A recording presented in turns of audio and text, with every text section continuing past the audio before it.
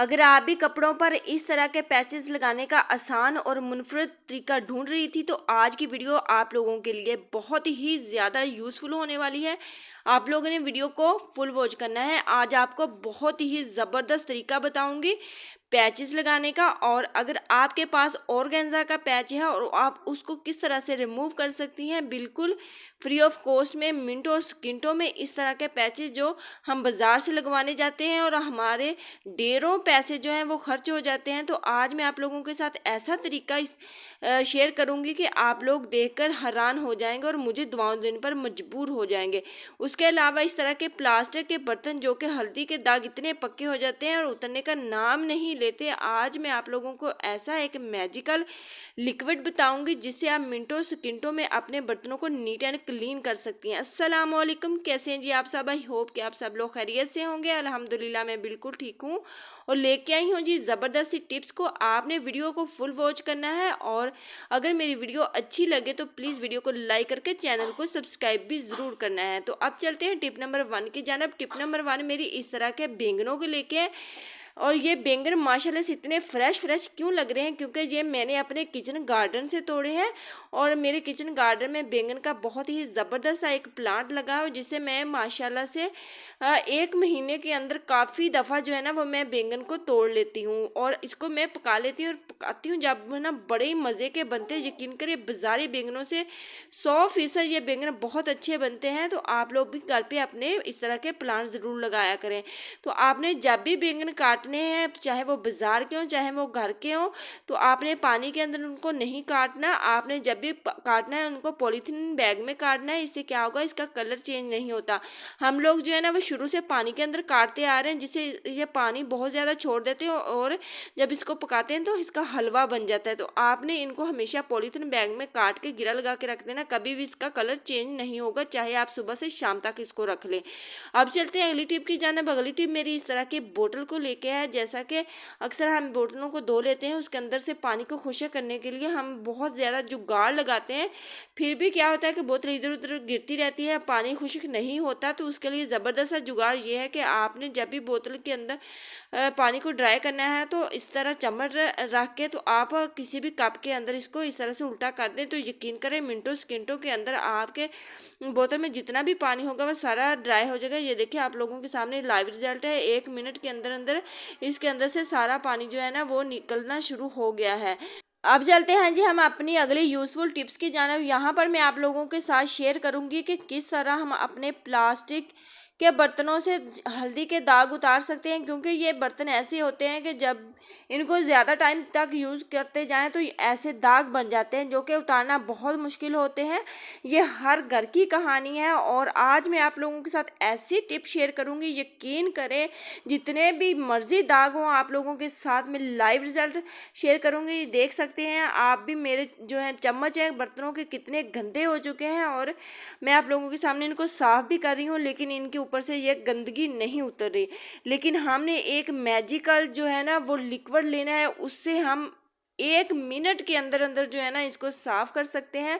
यकीन करें ये मैजिकल लिक्विड जो है ना वो हर घर में मौजूद होता है। घर में मौजूद ना हो तो बहुत इजीली है कि मार्केट से मिल जाता है। अगर मार्केट से ना मिले तो बाज़ारों में भी अक्सर आजकल जो है ना वो आदमी लेके इसको फिर रहे होते हैं।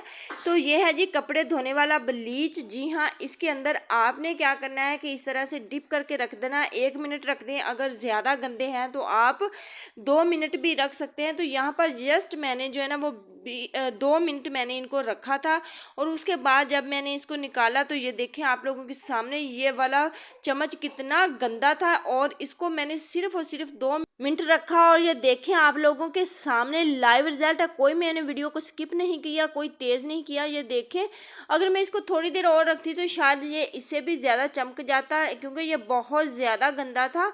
और जो दूसरे चम्मच है ना वो भी मैंने 2 मिनट ही रखे थे, लेकिन वो ज़्यादा गंदे नहीं थे, तो वो इतने अच्छे से चमक चुके हैं। ये देखिए आप लोगों के सामने। उसके आपने रखना, उसके बाद आप इस तरह से किसी भी स्पंज के साथ इसको साफ़ कर सकती हैं। यकीन करें बहुत ही नीट तरीके से ये साफ़ होते हैं और कोई इतना ज़्यादा टाइम भी नहीं लगता। और बाज़ लोग तो क्या करते हैं कि जब इस तरह से बर्तन गंदे हो जाएं तो वो फेंक देते हैं। तो फेंकने के बजाय आप ये छोटा सा मेरा जो है ना वो टोटका आजमा लें, यकीन करें आपके बर्तन नीट एंड क्लीन हो जाएंगे, जैसा कि आप वीडियो में देख रहे हैं। मैंने कोई ज़्यादा मेहनत नहीं की, कोई मैंने इसको रगड़ा नहीं है, ये देखें आप लोगों के सामने है। तो अगर आपके बर्तन भी इस तरह से मैले कुचैले हो चुके हैं तो आप कपड़े धोने वाला ब्लीच लेके उनके अंदर आप इसको रख दें तो यकीन करें मिनटों सेकंडों में ये साफ़ हो जाएंगे। और अगर आपके पास ब्लीच नहीं है तो अगर आपके पास काला तेल है, घर में मौजूद है, तो आप काले तेल की मदद से भी इनको बहुत अच्छे तरीके से साफ़ कर सकती हैं। तो ये देखें आप लोगों के सामने लाइव रिजल्ट है। ये वही वाला चम्मच है, ये बहुत ज़्यादा गंदा था। तो अगर मेरी ये टिप पसंद आई है तो प्लीज़ वीडियो को लाइक करके चैनल को ज़रूर से सब्सक्राइब कर दें और प्यारा सा कमेंट ज़रूर किया करें। तो अब चलते हैं जी अगली यूज़फुल टिप की जानिब। ये टिप भी मेरी बड़ी कमाल की है। यहाँ पर ये देखें मैंने नाखून काटे थे और मैंने डायरेक्ट जो है ना वो लहसुन छीलना स्टार्ट किया तो मेरे नाखून के अंदर जो है ना वो बहुत ज़्यादा रैश हो गया, मेरे ज़ख्म हो गया। तो मुझे बड़ी यहाँ पे पेन हो रही थी। तो मैंने कहा क्यों ना मैं एक जो है ना जुगाड़ लगाऊं। मैंने क्या किया, इस तरह लहसुन को थोड़ा सा पीछे से काट के उसके बाद मैंने बोतल का एक ढक्कन लिया, उसकी मदद से मैं बहुत ईजी तरीके से जो है ना वो लहसुन को छीलने में कामयाब होगी। ये देखें आप लोगों के सामने कोई मेरी मेहनत नहीं लगी, बस हमने क्या करना है कि ढक्कन को ऊपर से प्रेस करना है और हमारा छिलका जो है ना लहसुन का बहुत ईजी तरीके से रिमूव हो जाएगा। और आप इस तरीके से ढेर और ढेर जो है ना लहसुन छील सकेंगी। तो मुझे पूरी उम्मीद है कि ये टिप आप लोगों के लिए बड़ी यूज़फुल रही होगी। तकरीबन मेरी आज की सारी टिप्स आप लोगों के लिए बड़ी कमाल की है। तो आप भी मुझे प्लीज़ वीडियो को लाइक करके चैनल को ज़रूर सब्सक्राइब करें और मुझे प्यारा सा कमेंट ज़रूर किया करें। तो अब चलते हैं अगली टिप की जानिब। अगली टिप मेरी इस तरह के पैचेस को लेके है। जैसा कि इस तरह के पैचेस लगे हुए बहुत अच्छे लगते हैं और हम क्या करते हैं बाज़ार का रुख करते हैं और ढेरों पैसे खर्च करके आते हैं। लेकिन आज मैं इतना आपको अनोखा तरीका बताऊंगी कि आप घर पर भी आसानी के साथ पैचेस लगा सकते हैं। अगर आपके पास इस तरह ऑर्गेन्जा पैच है और इसको जैसा कि हम कहते हैं काविया करना चाहती हैं, और अगर आपके पास काविया नहीं है तो आप जो क्वाइल होती है उससे भी आप इसको कर सकती हैं। अगर क्वाइल नहीं है तो आप जो मैं तरीका आप लोगों के साथ शेयर करने जा रही हूँ, जो आप वीडियो में देख रहे हैं, तो आप इस तरीके के साथ भी इसको रिमूव कर सकती हैं बिल्कुल फ्री ऑफ कॉस्ट में। कोई रुपया पैसा नहीं लगने वाला, आपके घर में मौजूद चीज़ से ही आप इसको पैचेज को बहुत ईजी से काविया कर सकती हैं। ना आपको काविये की ज़रूरत पड़ेगी, ना आपको क्वाइल की ज़रूरत पड़ेगी। बस आपने मेरे तरीके को फॉलो करना है और आप बहुत इजी तरीके से घर में ऑर्गेन्जा पैच को इस तरह से नीट कर सकती हैं। आपने क्या करना है, आपने लेनी है जी एक अगरबत्ती।